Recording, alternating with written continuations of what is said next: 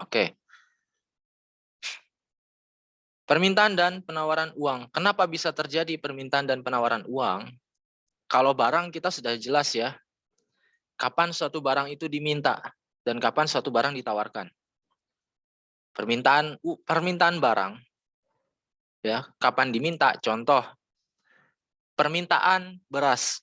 Kenapa bisa ada permintaan beras? Karena seseorang butuh makan. Oleh sebab itu, ada yang namanya permintaan terhadap produk beras. Ada permintaan terhadap produk mobil.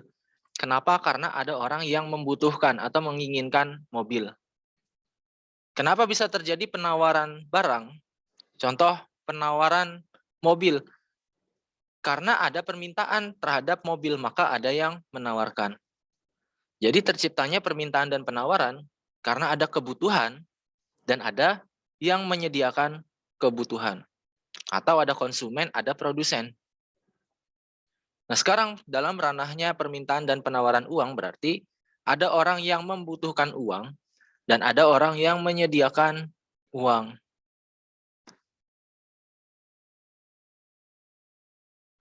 Berbicara tentang moneter maka berbicara tentang uang.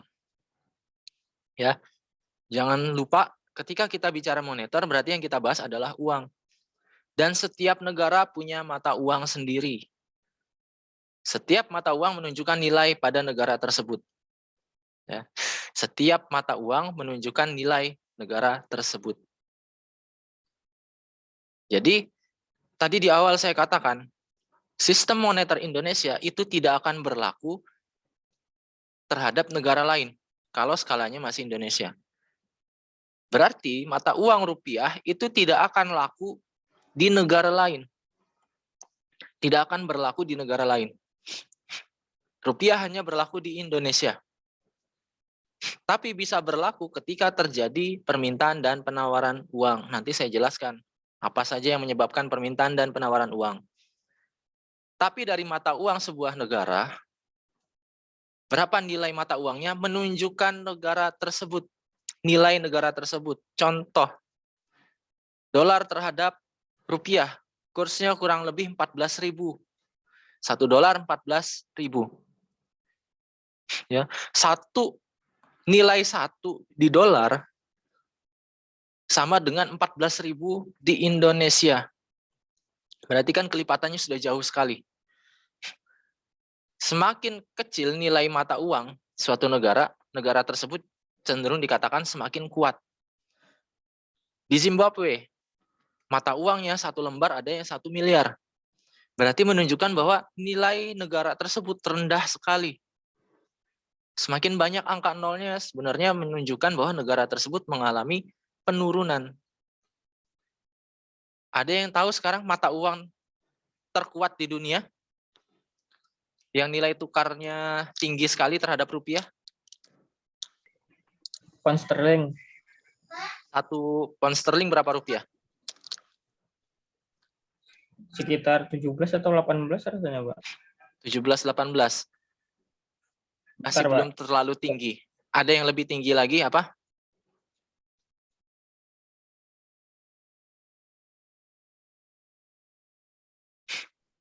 Dinar Kuwait, Pak. Dinar Kuwait. Berapa nilai tukar dinar Kuwait terhadap rupiah? Terhadap rupiah. Kalau ke pound sterling 2,47, kalau ke rupiah ya berapa tadi itu? 1 dinar Kuwait berapa rupiah? Bentar, Pak. 46.500. 40?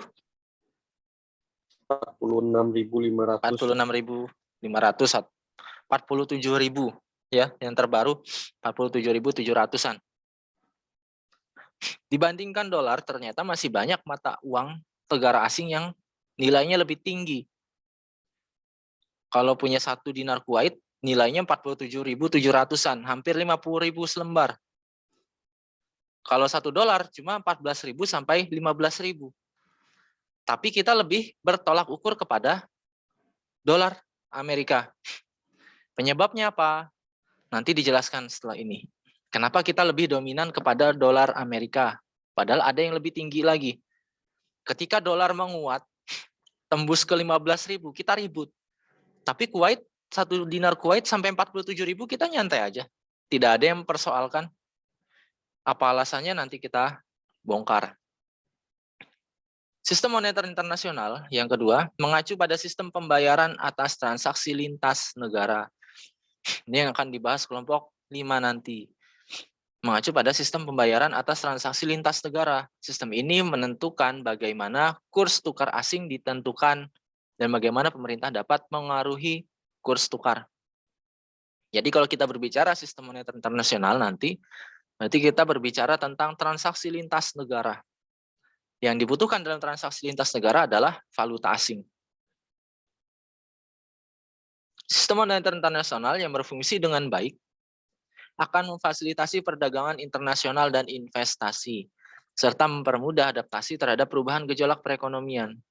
Jadi kalau sistem pembayaran, sistem moneter secara internasional itu berfungsi dengan baik, artinya masing-masing negara mata uangnya itu stabil, ya, dia akan mempermudah perdagangan internasional maupun investasi antar negara.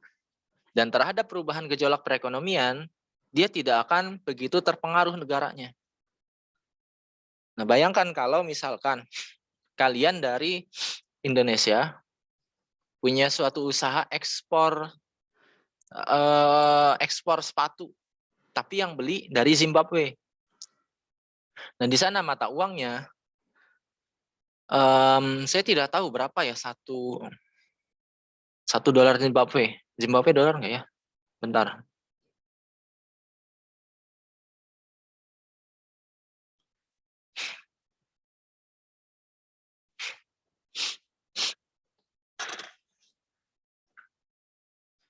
$1 Zimbabwe sama dengan 39.889 per 40.000.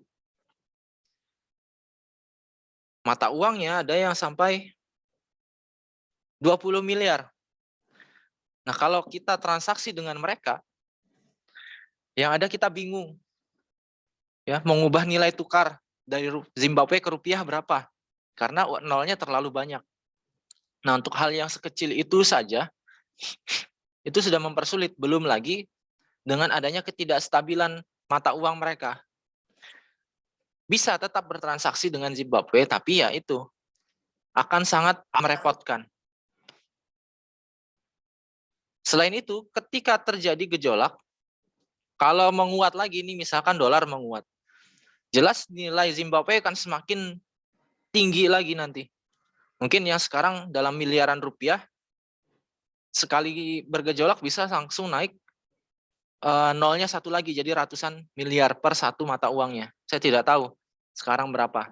Dan kondisinya terakhir di Zimbabwe itu, mereka akhirnya menggunakan mata uang dari Cina.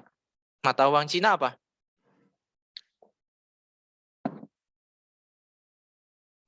Yuan ya.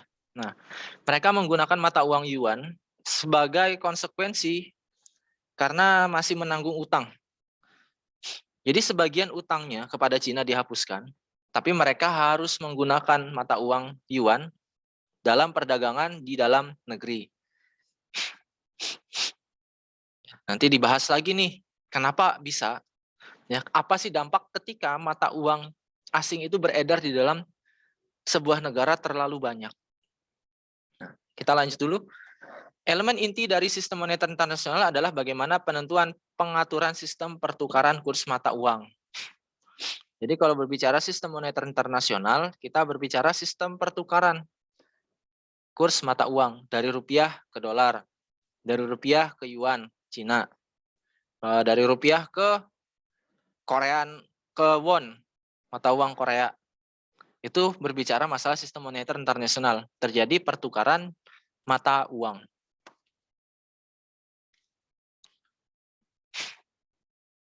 Masalah yang terjadi dalam sistem moneter internasional, ya. Kenapa bisa terjadi pertukaran mata uang? Tadi kan sistem moneter internasional itu berhubungan dengan pertukaran mata uang atau pertukaran valuta. Kenapa bisa terjadi pertukaran valuta? Asal-usulnya karena kita semua tahu, terutama anak-anak ekonomi itu pasti paham. Manusia sebagai makhluk ekonomi dan makhluk sosial. Setiap manusia adalah makhluk ekonomi dan makhluk sosial. Maknanya, sebagai makhluk ekonomi, manusia tidak bisa hidup tanpa melakukan kegiatan ekonomi. Tanpa melakukan kegiatan ekonomi. Mau makan, dia harus bekerja. Jadi dalam arti hal yang positif ya. Orang mungkin bisa tidak bekerja, tapi tetap bisa makan. Dengan cara mencuri. Tapi mencuri itu tidak dibenarkan dalam ilmu pengetahuan. Dalam dunia akademis, mencuri tidak masuk dalam kegiatan ekonomi. Maka yang dikatakan kegiatan ekonomi adalah kegiatan yang bernilai produktif dan positif. Anak kecil, Pak, tetap bisa makan tanpa harus bekerja. Anak kecil ditanggung oleh orang tuanya, dan orang tuanya yang harus bekerja. Ketika orang tuanya tidak bekerja, tidak punya penghasilan, maka anak tersebut juga tidak bisa makan. Sehingga anak kecil pun termasuk dalam makhluk ekonomi. Ya. Karena setiap manusia adalah makhluk ekonomi, maka tidak bisa terlepas dari kegiatan ekonomi. Jual beli juga termasuk kegiatan ekonomi. Konsumsi, produksi, itu kegiatan ekonomi. Karena juga makhluk sosial, maka manusia akan saling membutuhkan bantuan orang lain. Oke, kita mungkin orang kaya, tapi tanpa ada orang lain, kita tidak bisa ngapa-ngapain.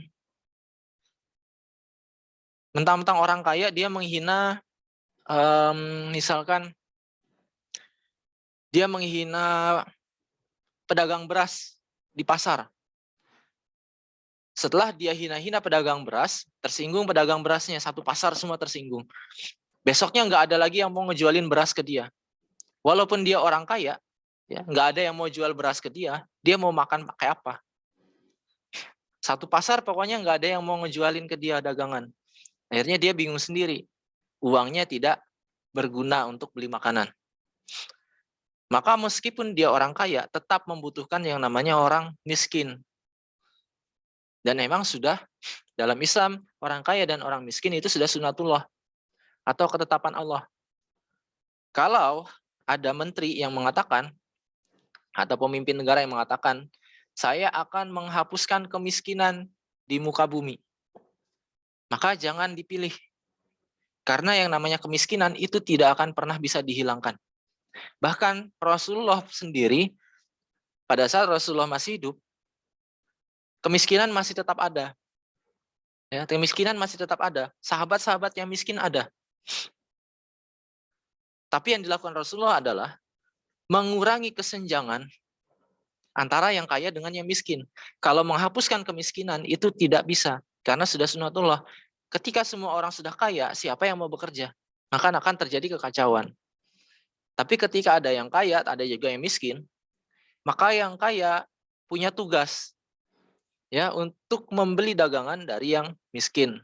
Yang miskin juga punya tugas untuk bertahan hidup dengan cara produksi atau produktif. Ingat ya, kalau ada orang yang mengatakan saya akan menghapuskan kemiskinan di muka bumi, maka jangan dipilih karena itu mustahil.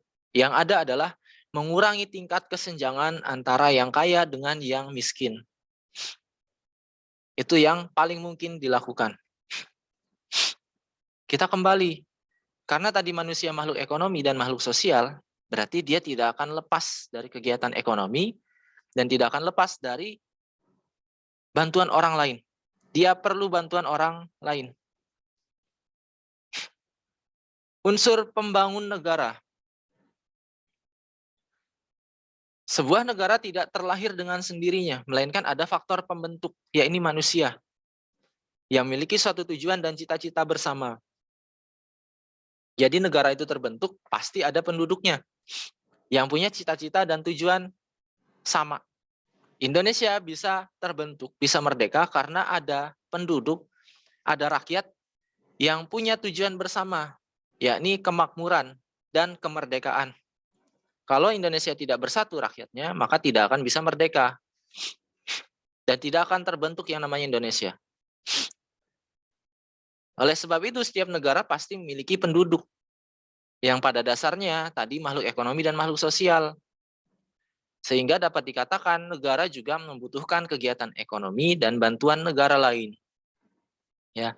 Jadi antara satu negara dengan negara lain itu akan saling berinteraksi. Tidak bisa negara ini tinggal sendiri atau hidup sendiri.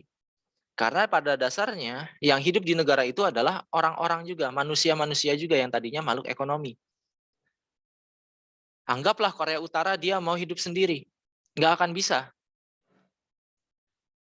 Ya. Lihat aja di Korea Utara. Dia yang membatasi interaksi dengan negara luar, kehidupan negaranya tidak maju. Produk-produk yang masuk ke dalam negerinya pun ya dari Korea Selatan itu secara diam-diam. Dia membatasi beberapa produk-produk beberapa negara masuk ke negaranya. Tapi akibatnya apa? Rakyatnya juga kekurangan. Ya, kekurangan pasokan makanan, kekurangan hal-hal lainnya. Kalau dia menutup diri.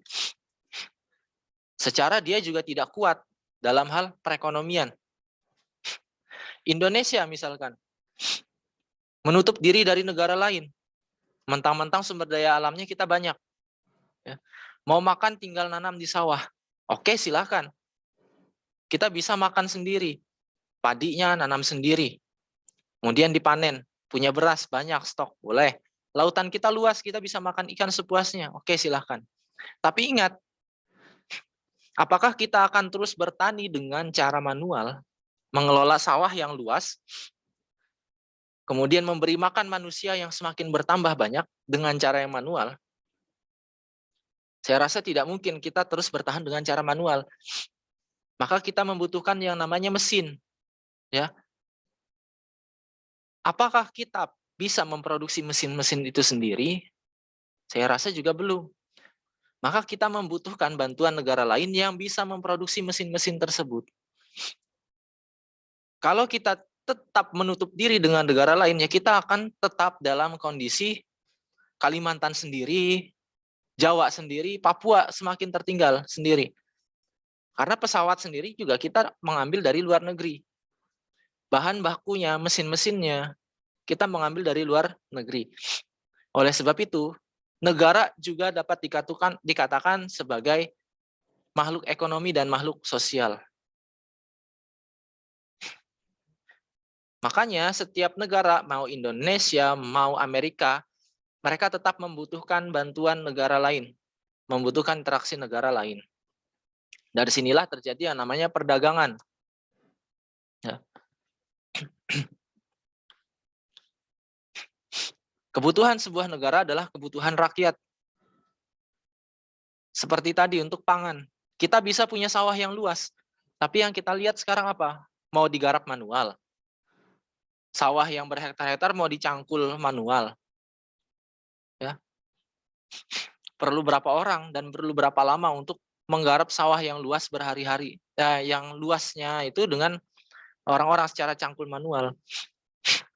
Maka ketika kita membutuhkan traktor yang diambil dari negara lain, maka kebutuhan negara adalah kebutuhan rakyat. Rakyat perlu traktor.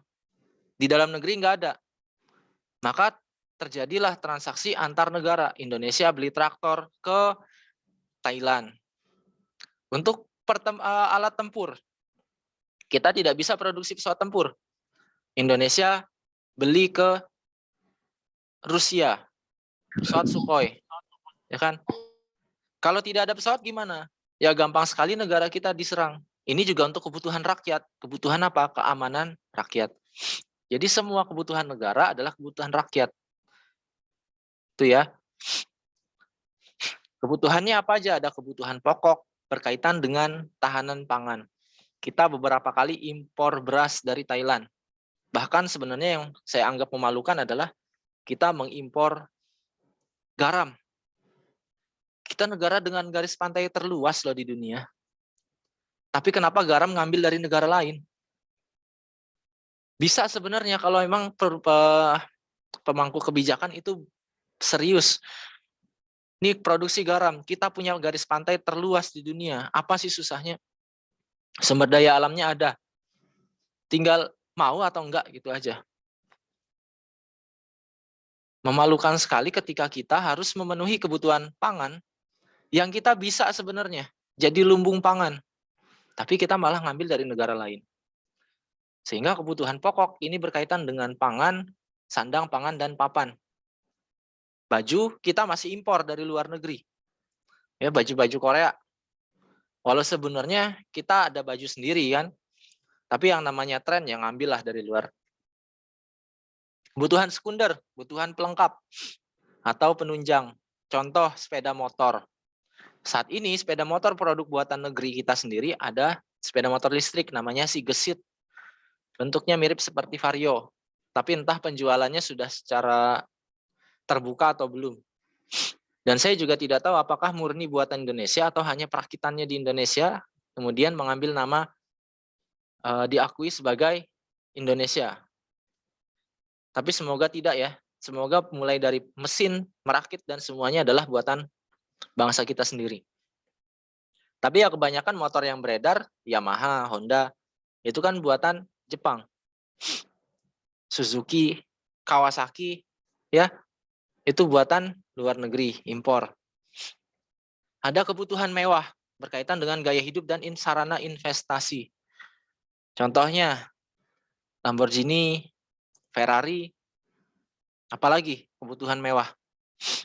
iPhone termasuk dalam kebutuhan mewah loh. Kenapa? Karena kita bisa berkomunikasi dengan HP yang biasa aja, dengan Xiaomi udah bisa. Tapi ketika seseorang memilih iPhone, maka sudah jatuh menjadi kebutuhan mewah. iPhone itu sendiri juga buatan mana? Bukan buatan Indonesia. Perakitannya juga ada di Singapura yang paling dekat. Dan terakhir adalah kebutuhan modal. Kita negara kaya sumber daya alam, tapi tidak bisa dimanfaatkan dengan baik. Pendapatan negara kita tidak mencukupi untuk membiayai kebutuhan negara. Makanya kita perlu modal tambahan yang disebut dengan utang. Jadi kalau kalian sering dengar kritikan terhadap utang Indonesia yang terus bertambah sampai 6.600 triliun rupiah, karena memang pendapatan negara kita dari pajak, pertama pajak, yang kedua pendapatan negara bukan pajak, itu tidak mencukupi. Makanya pemerintah harus berhutang. Gaji PNS, Polri, TNI, dan semua abdi negara itu dibiayai oleh negara. Tapi karena tidak mencukupi, maka harus berhutang. Jadi hutang termasuk dalam kebutuhan sebuah negara yang juga kebutuhan rakyat. Kalau tidak berhutang, nanti tidak ada uang untuk menggaji pegawai negeri. Dan tidak ada uang untuk pembangunan infrastruktur. Maka dari 4 hal inilah yang menyebabkan terjadinya ekspor, impor, dan utang piutang. Ekspor adalah proses transportasi atau pengiriman produk dari dalam negeri ke luar negeri. Contoh, saya punya produk baju. Ya, produk baju dipasarkan secara internasional. Ada yang beli dari Inggris. Nah, saya kirim baju itu ke Inggris, itu namanya kegiatan ekspor. Transportasi barang dari dalam negeri ke luar negeri. Ada impor. Kebalikan dari ekspor, ya, pengiriman barang dari luar negeri ke dalam negeri. Contoh, pembelian mobil. Produsennya kan dari luar negeri. Masuk ke Indonesia itu namanya impor. HP kita, mau itu Xiaomi, atau Oppo, Vivo, sampai iPhone itu produk impor. Saya belum tahu apakah Indonesia punya produk HP sendiri yang buatan Indonesia. Ya, kayaknya belum ada. Maka HP kita juga termasuk produk-produk impor.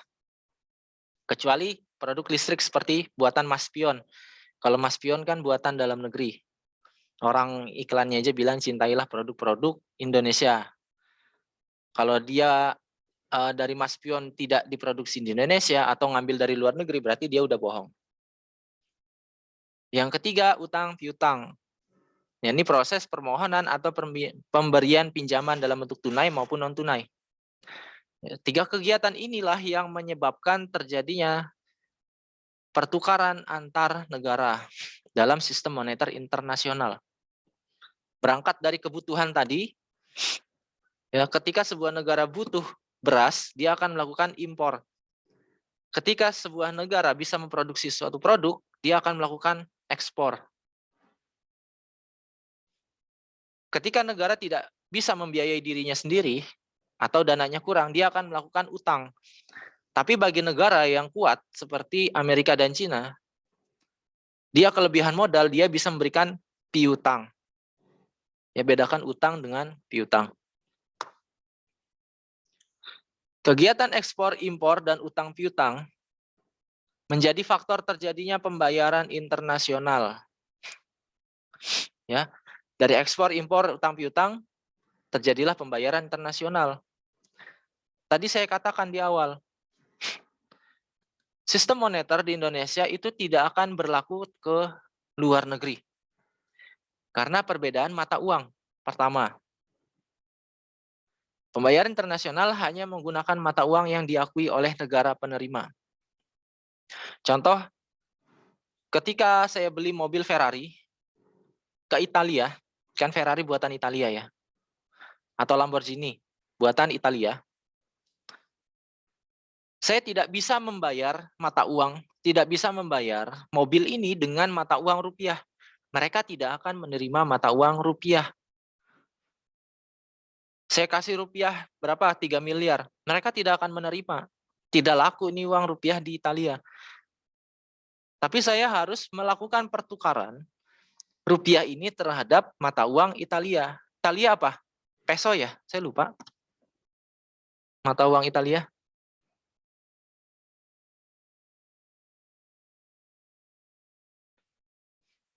Oh, lira, lira. Benar nggak sih? Italia apa sih mata uangnya?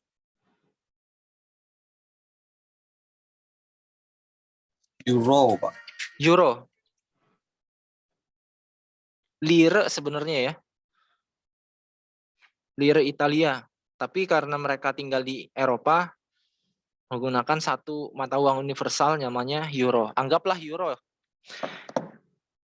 Saya tadi mau beli Ferrari, harganya 3 miliar. Sudah ada uangnya 3 miliar. Dari Italia, produsennya tidak akan nerima rupiah. Tapi saya harus menukarkan dulu ke dalam euro. Dan mereka pun tidak menjual secara berapa rupiah 3 miliar, sebenarnya tidak. Tapi mereka dengan menjual misalkan 100.000 euro. Dikonversi ke mata uang rupiah berapa nilainya? Misalkan dikonversi jadi 3 miliar. Karena perbedaan mata uang, Italia tidak bisa menerima uang rupiah. Karena yang berlaku di sana adalah mata uangnya atau euro tadi.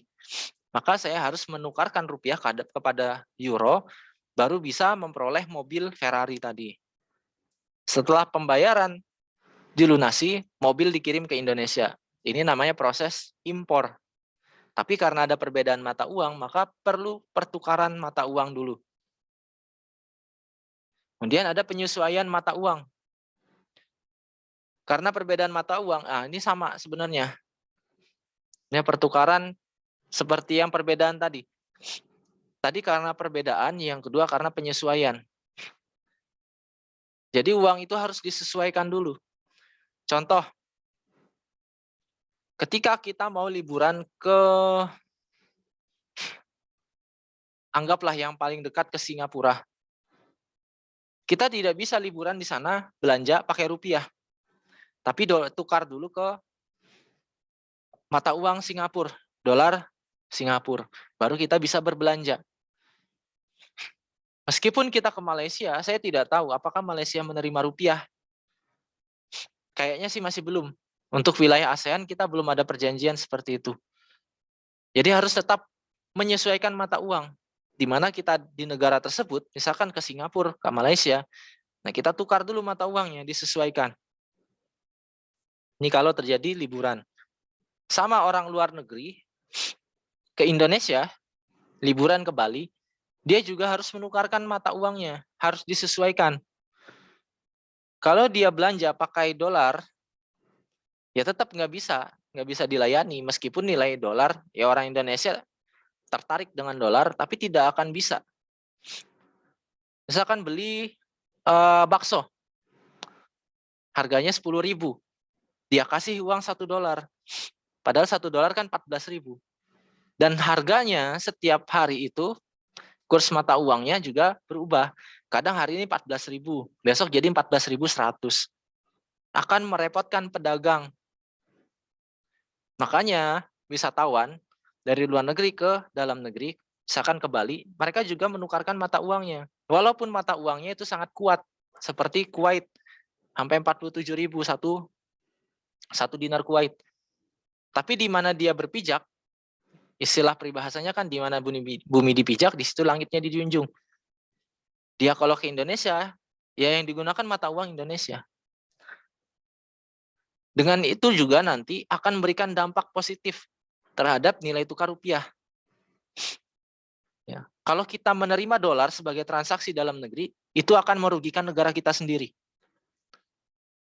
Lebih baik kita tetap tidak menerima transaksi dengan mata uang selain rupiah kalau di dalam negeri. Itu sudah harus tidak bisa diganggu gugat. Karena nanti dampaknya akan meningkatkan perekonomian kita kalau mata uang rupiah itu tetap menjadi satu-satunya mata uang di Indonesia. Yang ketiga, permintaan dan penawaran mata uang. Pertukaran mata uang antar negara disebut sebagai permintaan dan penawaran mata uang. Negara pemohon atau importir meminta mata uang negara penerima pembayaran eksportir, dan negara penerima menawarkan mata uangnya. Maksudnya, terjadi permintaan dan penawaran mata uang. Kalau saya tadi mau beli Lamborghini atau Ferrari ke Italia, maka saya perlu meminta mata uang euro. Ya, saya sebagai peminta di sini. Atau sebagai importir mobil Lamborghini. Saya meminta mata uang euro. Sedangkan Italia sebagai negara eksportir dan yang menawarkan mata uang euro. Berarti saya di Indonesia sebagai seorang peminta yang meminta mata uang euro, Italia sebagai negara yang menawarkan mata uang euro. Terjadi permintaan dan penawaran mata uang. Itulah terjadi pembayaran internasional karena tadi perbedaan mata uang, penyesuaian mata uang, permintaan dan penawaran mata uang. Bisa juga seseorang meminta mata uang asing tanpa alasan perdagangan. Contoh orang yang investasi di valuta asing seperti dolar. Kan ada ya orang yang investasi mata uang asing. Biasanya kalau kalian lihat berita koruptor, hasil dari tangkap tangan ditemukan uang misalkan rupiah senilai 30 miliar dan uang dolar 100.000 dolar. Nah, selalu ada dolarnya biasanya. Karena itu akan dijadikan sarana investasi. Makanya investasi dengan mata uang asing itu justru akan menjatuhkan negara sendiri. Kenapa bisa seperti itu? Penjelasannya di sini.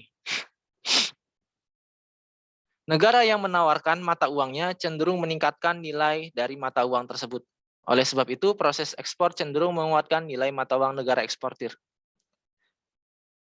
Negara yang menawarkan mata uangnya cenderung meningkatkan nilai dari mata uang tersebut.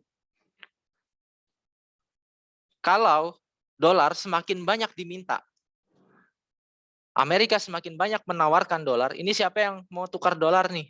Amerika nawarkan. Otomatis mata uangnya akan semakin menguat. Sedangkan negara yang meminta suatu mata uang tertentu, maka nilai mata uang negara tersebut cenderung melemah. Kita ibaratkan seperti ini.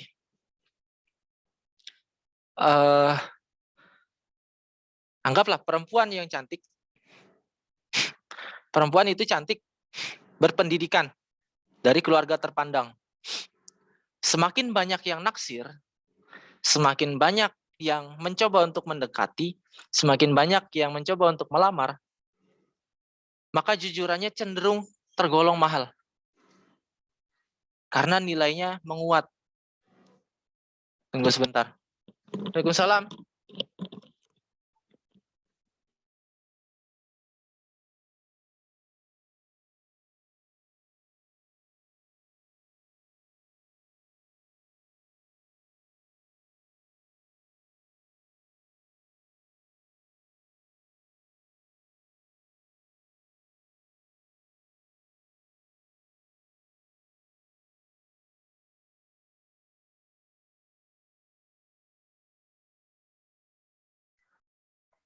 Saya ulang ya.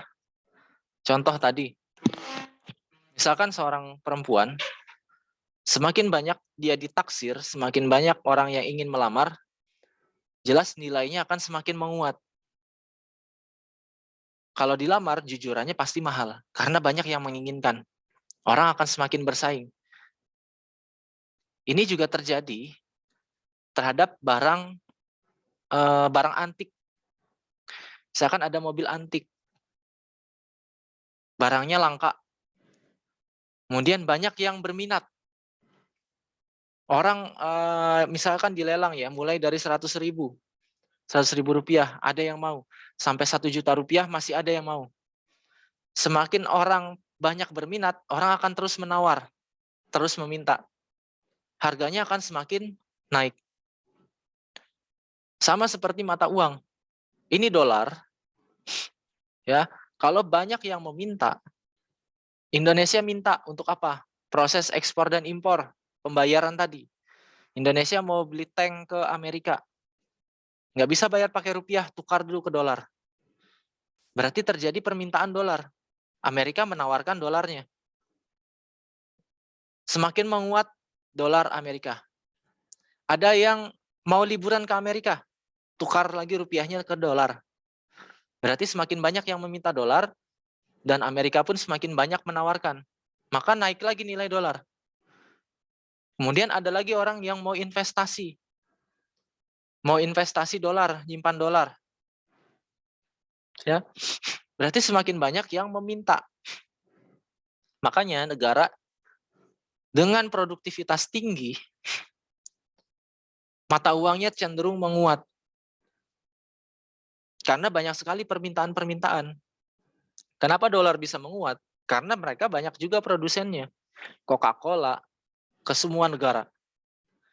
Pepsi. Kemudian kalau Airbus itu dari Prancis. Boeing, ya, pesawat Boeing itu juga dari Amerika. Produk mereka semakin banyak beredar di setiap negara, berarti permintaan dolarnya juga semakin tinggi. Belum lagi utang-utang negara yang berhutang ke Amerika.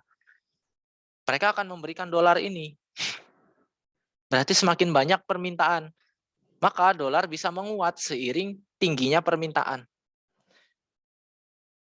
Dan dolar akan terus naik ketika kita masih bergantung kepada negara tersebut. Dalam arti kita bergantung baik hutang, investasi dengan dolar, maupun menggunakan produk-produk mereka terus. Maka dolar itu akan terus naik, akan terus menguat dan rupiah melemah. Karena kita terus melakukan permintaan terhadap dolar. Tapi sekarang Cina, mereka tidak mau bergantung dengan negara barat. Ketika Cina dilarang menggunakan WhatsApp, mereka bikin WeChat. Ketika mereka tidak mau menggunakan Instagram dan Facebook, mereka bikin TikTok. Ketika Huawei, produknya Cina, dilarang menggunakan Android, mereka bikin OS-nya sendiri. Jadi negaranya melarang suatu penggunaan, tapi mereka menciptakan sendiri.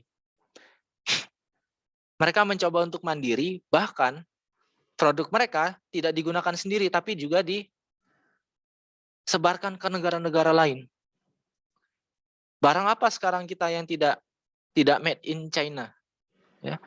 Mainan-mainan anak kecil, lihat belakangnya, made in China, buatan Cina. Itu aja impor.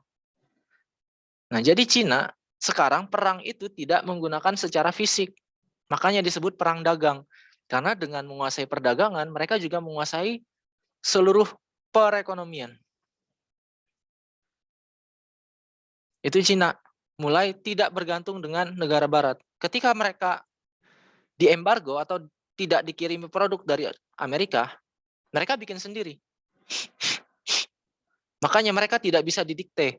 Dalam arti, Cina nggak boleh ini oleh Amerika. Bodoh amat, kami bisa bikin sendiri.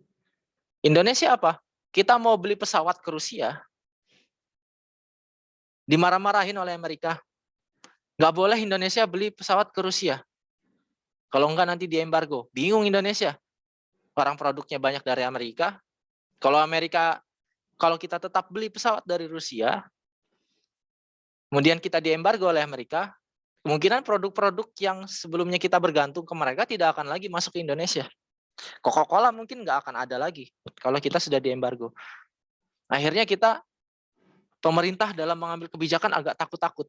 Waduh gimana ya, jadi nggak beli pesawat ke Rusia. Kalau beli ke Rusia nanti kita kehilangan rekan dagang dari Amerika. Akhirnya nggak akan terus maju orang yang bergantung dengan orang lain. Gitu juga negara. Yang bergantung ke negara lain juga tidak akan maju. Cenderung didikte. Terlebih kalau kita punya hutang dengan seseorang. Takut terus bawaannya. Ketemu si A, takut diomong-omongin oleh si A, dijelek-jelekin, diomel-omelin, diem. Karena kita punya hutang. Hidupnya didikte. Itu yang membuat kita masih takut dengan Amerika. Cina sekarang lepas diri. Karena mereka bisa membuat, silakan kami diembargo. Atau kami silakan produknya nggak kalian kirim lagi ke negara kami. Misalkan Android dilarang digunakan produk-produk Cina. Ya silakan kami bisa bikin sendiri. Pemerintahnya melarang menggunakan TikTok. Menggunakan Instagram. Mereka bikin TikTok. Bahkan sekarang di Indonesia juga pakai TikTok. Ya. Maka negara yang menawarkan uangnya cenderung mata uangnya terus menguat. Menawarkan ini bentuknya dalam bentuk kegiatan ekspor impor, juga utang piutang, termasuk di dalamnya investasi. Jadi kalau mau menguatkan ekonomi suatu negara, mulailah mandiri dengan menciptakan produk-produknya sendiri. Produknya sudah kuat di dalam negeri, baru bisa kita perluas ke jangkauan internasional. Semakin banyak kita mengekspor produk, mata uang kita juga akan semakin menguat. Itu cara untuk penguatan nilai tukar rupiah.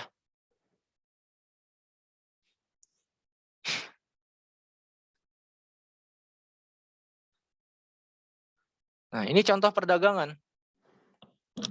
Indonesia misal mau beli pesawat tempur. Anggaplah ke Amerika. Kan Rusia, kalau Boeing itu punyanya Amerika. Airbus itu punya Prancis. Kalau Sukhoi itu punyanya Rusia. Anggaplah ini pesawatnya Amerika lah ya. Nah, Indonesia mau beli. Bayarnya pakai rupiah. Nggak bisa. Kami tidak menerima rupiah, kata Amerika. Terus bagaimana caranya supaya bisa beli pesawat? Tukarkan dulu rupiahmu dengan dolar. Akhirnya terjadilah pertukaran dari rupiah ke dolar. Dengan kurs per 6 Desember 2021, kurs jual itu 14.480 dan kurs beli per $1 14.335. Maksud dari kurs jual dan kurs beli adalah ketika kita mau menukarkan kita meminta $1, maka harganya adalah 14.400. Tapi kalau kita mau membeli, kalau kita perlu dolar, kita harus bayar 14.480. Kalau kita perlu dolar. Kalau kita tidak perlu dolar, kita mau jual uang, mau menukarkan dolar yang ada di tangan kita saat ini, maka akan dibayar senilai 14.335. Atau bahasa lainnya, Amerika menjual dolar, $1 14.480 dan akan membeli kembali dengan harga 14.335. Kenapa berbeda? Karena kalau ada orang yang mau investasi, misalkan saya mau investasi nih, investasi $1, saya harus mengeluarkan 14.480. Kalau langsung dijual hari itu juga, saya akan rugi senilai Rp100. Ya, kisaran Rp150 saya rugi. Maka saya harus menahan dolar ini lebih lama sampai kurs belinya berubah minimal senilai 14.480. Makanya orang yang investasi dolar tidak bisa beli hari ini, jual hari ini, karena dia pasti akan rugi. Dia harus menunggu dulu. Ini bedanya kurs jual dengan kurs beli. Kalau rupiah tadi udah ditukar ke dolar, baru bisa dibelikan pesawat. Sesuai dengan hukum penawaran, jadi yang digunakan di sini hukum penawaran ya. Semakin tinggi harga suatu barang, maka akan semakin tinggi penawarannya. Anggap uang ini adalah barang. Jadi kalau harga barang itu tinggi, yang menawarkan juga semakin tinggi. Dari hukum ini kita bisa putar balik. Kita bisa putar balik hukum yang sama tapi kita putar kondisinya. Kalau tadi semakin tinggi harga suatu barang, maka semakin tinggi penawaran. Kita bisa ganti jadi kita balik bukan diganti. Semakin tinggi penawaran, maka semakin tinggi harga. Ini tertulis makan.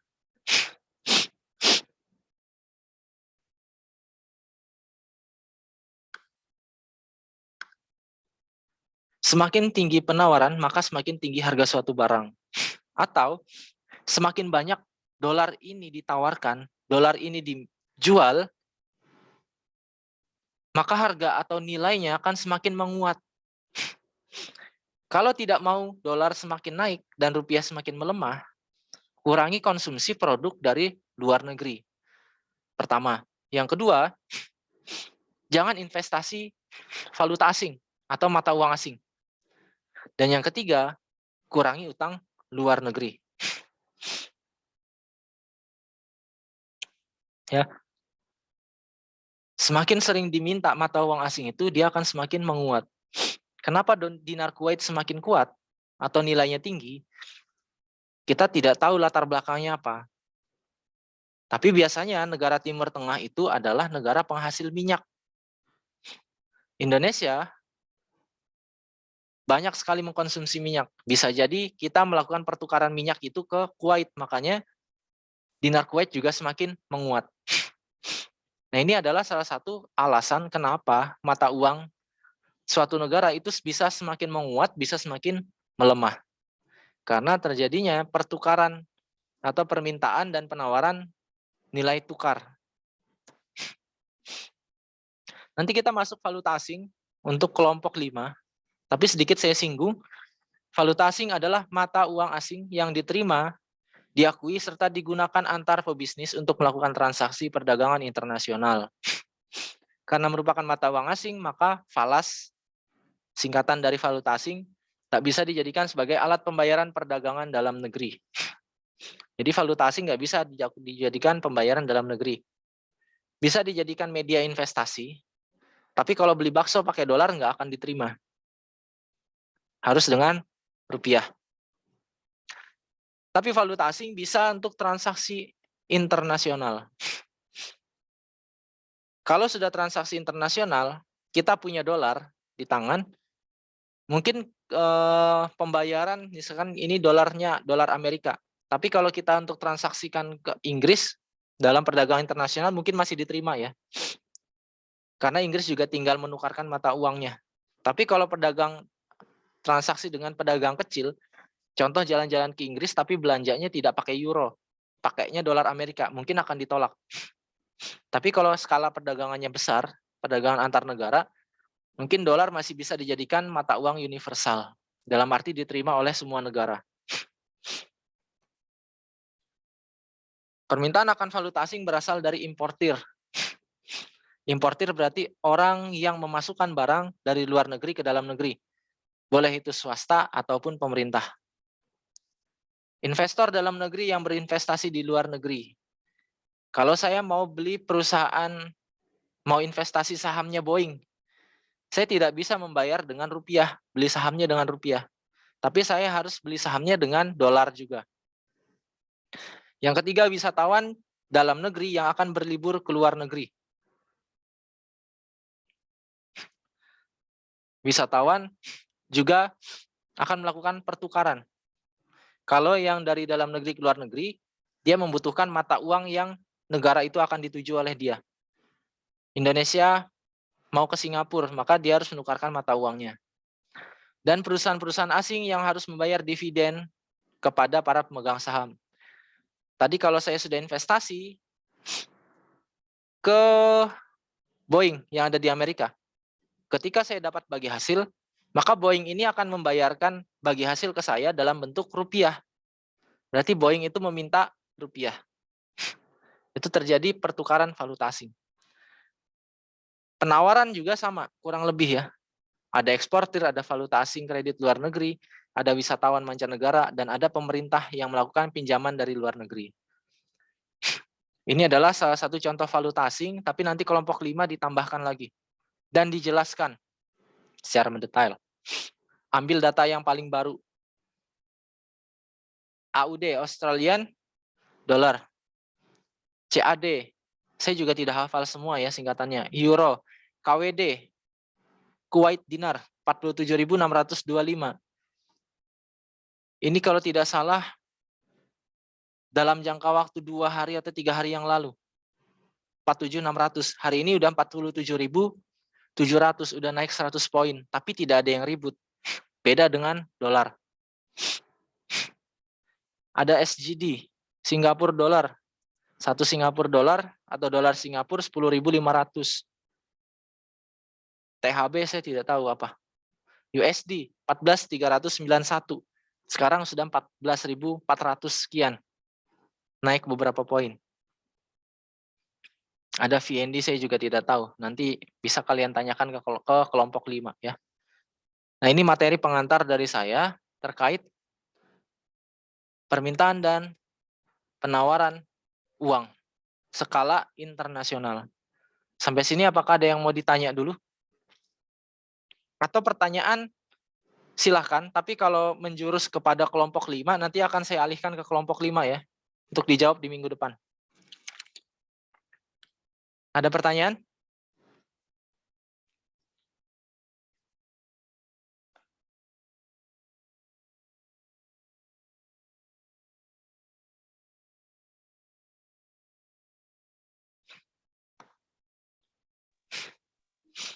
Namanya Pak, Ya, silahkan Febriani.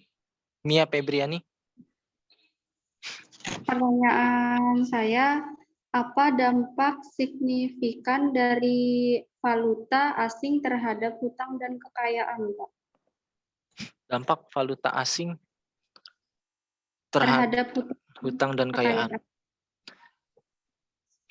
Dampaknya lumayan ya. Mau saya jelaskan, tapi nanti sebenarnya lebih ke kelompok 5. Coba gini istilahnya. Ada namanya hedging. Itu yang digunakan untuk pembatas. Jadi kita misalkan punya utang, saya bikin simulasinya di mana ya? Di halaman baru.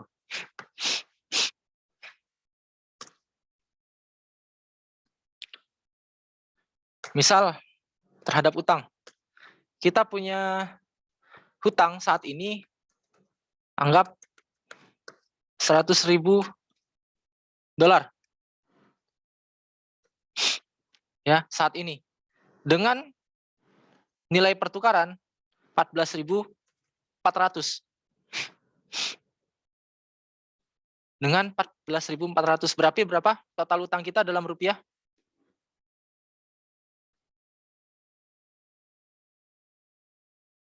Berapa? 100.000 kali 14.400.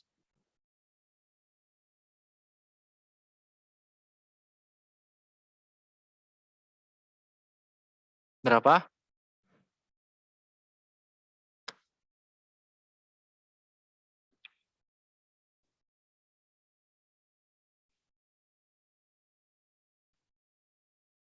Ada yang tahu?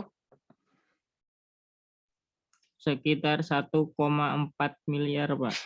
Jangan sekitar, pastinya aja berapa? 1,4 miliar 400 juta kayaknya. 1,4 miliar 400 juta. Oh, 1,4 Iya. miliar 400 juta gimana? 1,4 miliar kan 1 miliar 400 kan? 1 miliar Ah, Dia itu ada 400-nya nih. juta 400 juta 40 juta hah, gimana bacanya? 1 miliar? 1 miliar. Hmm, Terus itu 440 juta, Pak. 440 juta. Benar. Tinggi. Benar, Pak. 100.000 nolnya 5. 14.400 nolnya 2. Berarti ada 7. 1, 2, 3, 4, 5. 4, 5, 6, 7. 14. 144. Berarti 1 miliar 440 juta. Kita Iya, Pak. berhutang ke Amerika 100.000 dolar. Dengan kurs mata uang saat ini 14.400. Berarti kita hutang dengan valuta asing ya. Secara rupiah kita punya utang 1,44 miliar. Suatu ketika kalau pemerintah tidak bisa menjaga stabilitas nilai tukar rupiah yang tadinya 14.400 beberapa bulan kemudian atau 1 tahun kemudian berubah jadi 14.600 per 1 dolar. Maka sekarang utang kita jadi berapa?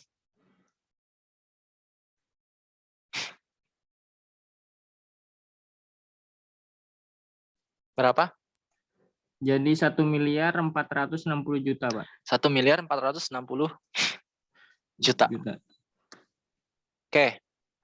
Berapa selisih utang kita pertama tadi dengan utang kita yang sekarang? 20 juta, Pak. 20 juta. 20 juta. Lumayan kan? Cuma karena pertukaran valuta asing karena ketidakmampuan sebuah negara menjaga stabilitas moneternya. Secara nilai tukar rupiah cuma naik 200 rupiah loh. Cuma naik 200 rupiah cuma.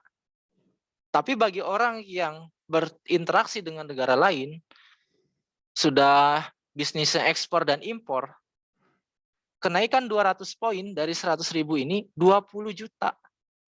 Ibaratkan pegawai dengan gaji 5 juta, dia kehilangan gaji selama 4 bulan. Berarti dia kayak nggak gajian selama 4 bulan. Untuk mahasiswa 20 juta, sudah bisa mahasiswa S2 ya. 20 juta itu sudah bisa lulus S2 di UII. Untuk tukang Gojek, dia bisa beli motor baru. Untuk orang yang suka gaya, dia udah bisa beli iPhone 12 atau bahkan iPhone 13. 20 juta. Hanya karena dia tidak tahu apa-apa, tiba-tiba rupiah melemah. Utangnya bertambah jadi 20 juta. Ini kalau 100.000. Bayangkan kalau kita berbicara utang negara kita. Utang negara kita kurang lebih adalah 6.600 triliun. Nolnya berapa kalau triliun? Ini 6 miliar.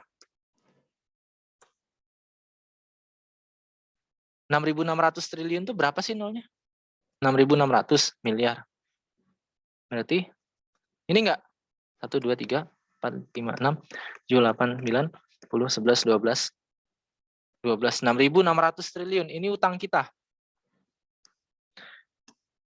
Dengan kurs rupiah, kalau tadi 14.400,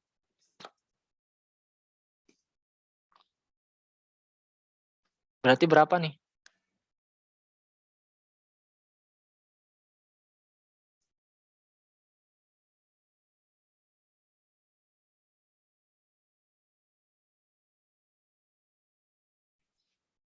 Rp6.600 triliun dikali 14.400. Banyak ya? Buset, kalkulator tay. 6.666 dikali, cara gampangnya itu dihilangkan dulu nolnya. 66 dikali 144. 9.504. Nolnya ada berapa tuh? 12, 15. Nah, 16, Pak. 16 ya. 1, 2, 3, Di 5. Oh, kalkulator berarti satu 16. lagi. Nih. Nggak tahu berapa nih, berapa angkanya? 1 juta, miliaran, triliunan, di atas triliun. Sorry, ini bukan dolar, Deng. Ini sudah rupiah. 6.600 triliun rupiah utang kita. Sorry. Kalau didolarkan, bentar.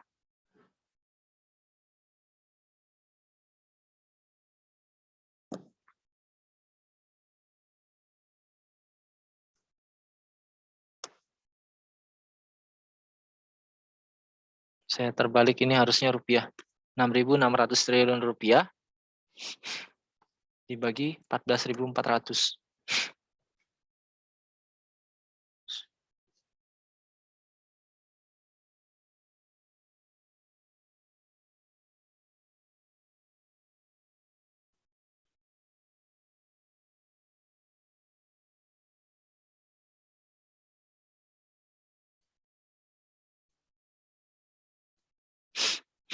Berapa ya?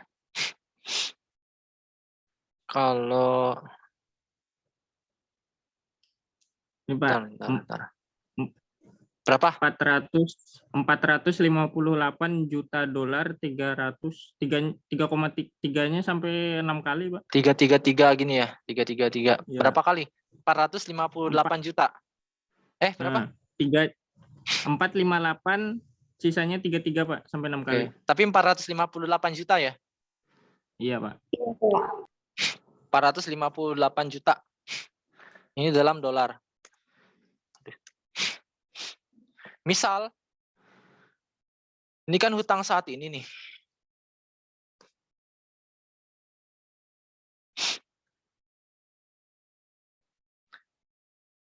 Dengan kurs mata uang 14.400. Kalau dirupiahkan jadi 6.600. Anggaplah hitung-hitungannya presisi ya. Ini angka kasar aja. 6.600 triliun.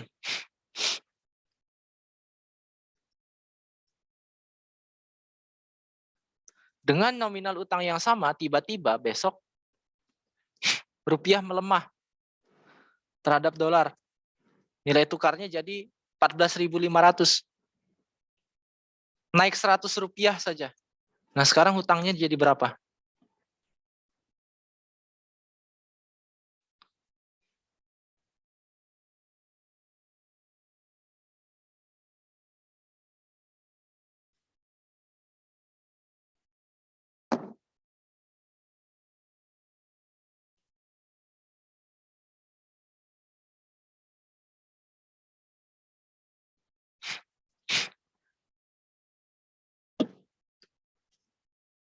Jadi berapa? Ada yang bisa bantu saya hitungkan?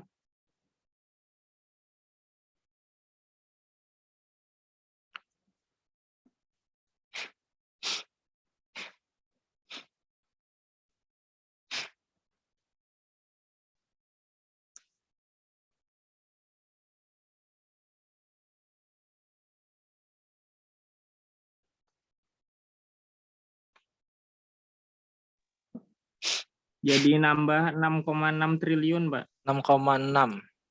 6,6 Nambahnya gimana? 6,6. 66 terus 45, Hutangnya tuh 45. 8 33 gitu ya. 33 33 gini. enggak, Pak. Kan di situ ada 833, terus Hmm. titik 328 titik 500. Coba tulis semua. 645 833 terus 328, 328 500. kok udah koma aja berarti tambah sedikit dong. Tinggi. Harusnya lebih loh dari atas. Kalau 458.333 dikali, saya nggak punya kalkulator ilmiah sih. Ntar ya.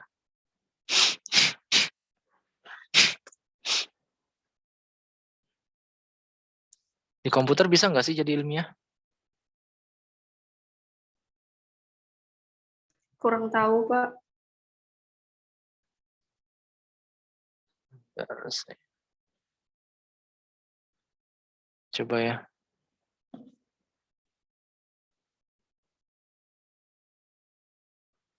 $6.600 dibagi.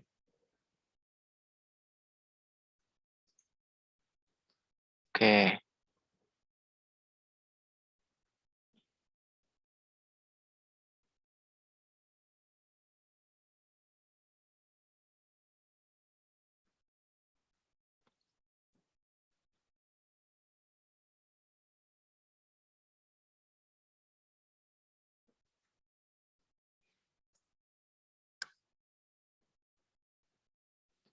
Empat lima 8.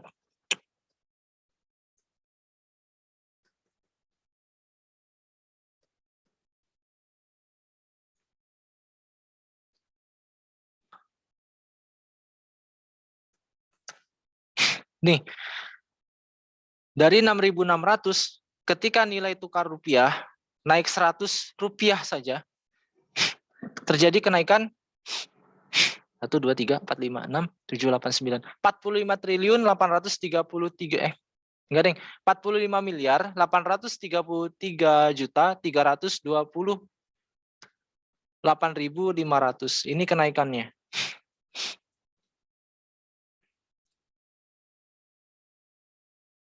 Berarti atasnya kebanyakan angka nolnya ya? Atau kurang?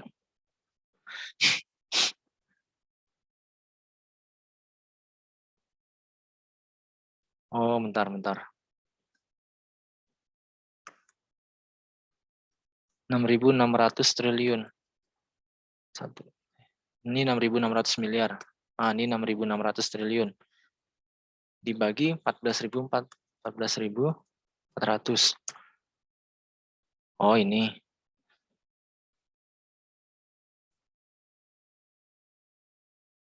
Empat lima 333.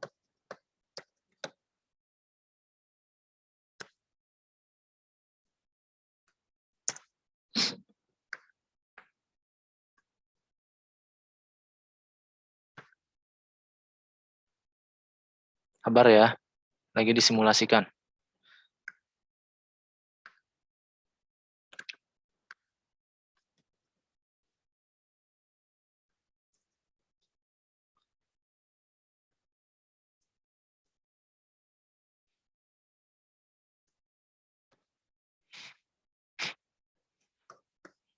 Nah, kalau utang Indonesia 6.600 triliun dengan kurs 14.400, berarti utang kita secara dolar ada 458 miliar 333 juta 333.333. Ini kalau nilai tukar rupiahnya 14.400. Suatu ketika nilai tukar rupiah terhadap dolar melemah 100 rupiah saja, ya 100 rupiah, kita secara Indonesia tahu utangnya 6.600. Tapi kalau dalam dolar, mereka tahunya utang kita 458 miliar. Kalau terjadi kenaikan 100 rupiah, penguatan dolar 100 rupiah, berarti utang dolar ini dikali dengan nilai tukar yang berlaku, jadinya 6.600, 6.645 triliun 833 miliar 333 juta 382.500. Kenaikan, selisih kenaikannya dari hutang pertama ke hutang kedua ada 45 miliar. Miliar 4 triliun, 45 triliun. Ini kalau hitung-hitungan kasar, terjadinya perubahan pertukaran atau pelemahan nilai tukar rupiah. Naik 100 rupiah saja, Hutang kita bertambah 45 triliun. Ini kalau 45 triliun dibagi-bagikan kepada orang-orang miskin, yang miskin tadi bisa jadi kaya. Padahal cuma karena perubahan, penguatan.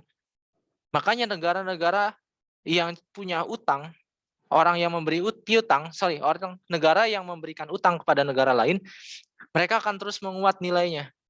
Dan dampak dari valuta asing tadi, ketika negara yang berhutang tidak bisa menjaga stabilitas moneter dan terjadi perubahan nilai tukar, dampaknya terhadap nilai utangnya ini. Indonesia kalau semakin melemah terhadap dolar, yang harus dibayar juga semakin banyak. Tambah lagi.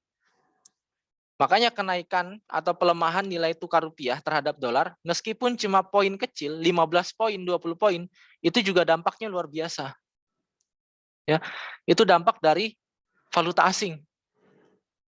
Salah sendiri utang dengan luar negeri, atau salah sendiri utang dengan negara ini. Ketika mata uang negara tersebut menguat, ya utang kita ikut bertambah. Belum termasuk bunganya. Ini hitung-hitungan secara kasar.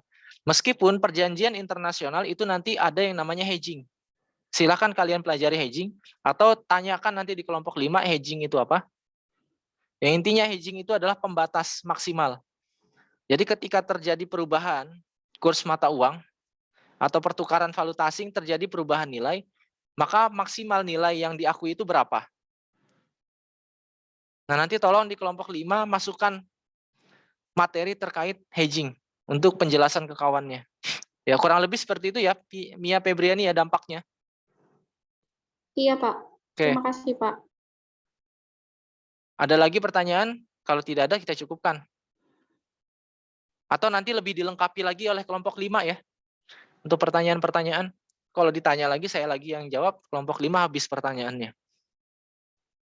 Saya cukupkan ya pertemuan kita pada siang hari ini. Nanti materi ini saya coba upload ke YouTube. Kalau yang tidak hadir bisa ditonton, atau mau nonton lagi silahkan. Saya ucapkan terima kasih yang sudah bergabung dalam Zoom meeting kita pada hari ini. Mohon maaf jika ada kekurangan dan kesalahan dalam penyampaian. Akhirul kalam, wassalamualaikum warahmatullahi wabarakatuh. Waalaikumsalam. Waalaikumsalam. Waalaikumsalam warahmatullahi wabarakatuh.